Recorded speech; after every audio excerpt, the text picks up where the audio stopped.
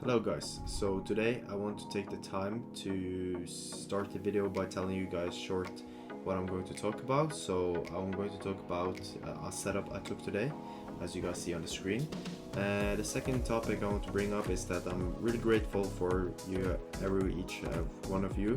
Now I'm almost at, I think I'm 10 subscribers on YouTube.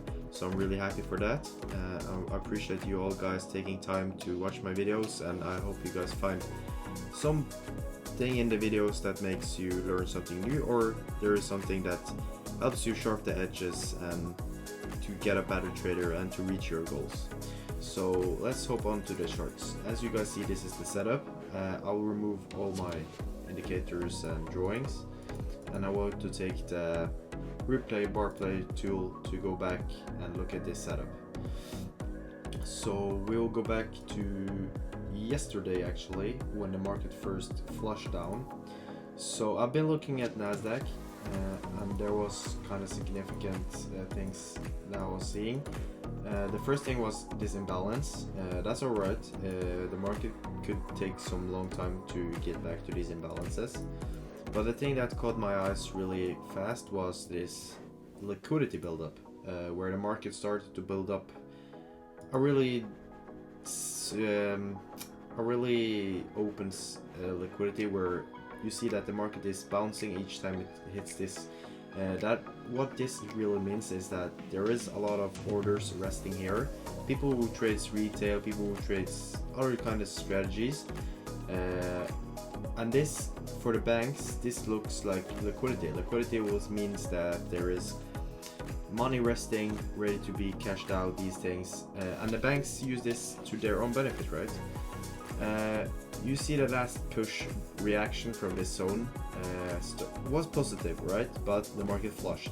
Yeah, market traded back to the supply zone, where you can mark up the supply zone really fast. So we see that supply zone swept the previous low, and then the market just tanked, right? Took out a lot of liquidity resting about in this area, and this is where things got interesting, right? The first thing I did when I saw this huge sell-off, and this, because this is a mitigated supply zone, so this ain't valid for, in my opinion, for other to the market to trade back and get a reaction from it. But this one is unmitigated supply zone. So the first thing I did when I saw this supply zone was created, I marked it up and watched the market play out. So I saw that the market started to trade back again to this area, and this is where like things got interested for me, because as you see, the first pullback didn't manage to tap in and mitigate the supply zone. But what caught my eyes was that the market, when it almost reached that supply zone, got a huge reaction and started to selling off again. So I'm just waiting. I'm patient, waiting for my second attempt to enter that supply zone. So the market traded again, building up liquidity on smaller time frames. Was kind of hesitating to tap into that supply zone. Market traded lower, took out this liquidity resting here, tapped into this demand zone, traded back again, second attempt. This was where I was really thinking, was this supply zone going to hold, or my analysis is not on point, or what I'm looking at. But I took my information market gave me, and I saw that this as an opportunity, because look how close the market, this is less than 1 pip, right? 2 pips from the supply zone, and the market got a huge reaction from this as the last time, right? As we see, the market got a really significant reaction, but there is where, so in my opinion, this is still unmitigated.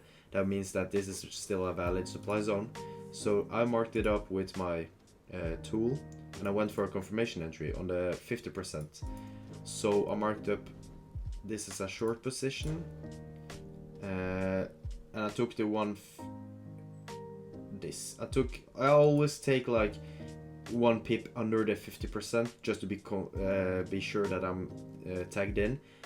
For me, it's okay to take a bit of drawdown to be able to get tagged in, because I'm trusting my analyze and I'm trust my own markups. So if I take the loss, my risk management is on point, so it won't be able anything significant that will damage my account or blow my account. So I took the entry here, put my stop loss around 25 pips above, or where it makes sense for me. That will be over this candle and a bit inside this wick, not that much. For the market to something important to notice is that this is the confirmation entry, right? But the extreme will maybe be up inside this candle, right? That's why my stop loss is like in middle of this candle if the market was going to go for the extreme. So let's see how the market reacts. And then we get the first. I was tagged in and the 50% perfectly. I was in the trade and I saw this huge sell-off, right? Fast. I was in profit. And then my target was like, I was looking at 1 hour. Imbalance, let's target this one. Liquidity, imbalances. This is all like, in my opinion, mitigated, so I wasn't targeting these, but for me, it was better to target at least this imbalance, because this imbalance in the first point have liquidity resting above it, and this imbalance doesn't have any significant liquidity resting above, so the market will naturally search for the supply zone and destroy the liquidity. So I was targeting taking this, draw this all the way down to in the middle of these, or in this. So I'll have to redefine my so this is 1 to 14, almost 15. If I draw this all the way down, it will be 15, but yeah. And I was looking just to see the reaction for the market, and then just boom. There was no significant pullback on the 15 minutes, or there were no such a thing as like a pullback or entering this supply zone again. And yeah, but for you guys watching this, I have one last thing I want to mention, that this supply zone will be valid for next time the market trades back. So be aware, trade safely, and have your risk management on point, because that's really important. And no matter how much money you make, it's the consistency and the risk management that's important for long-term success. I hope you guys learned something about how I do my markups.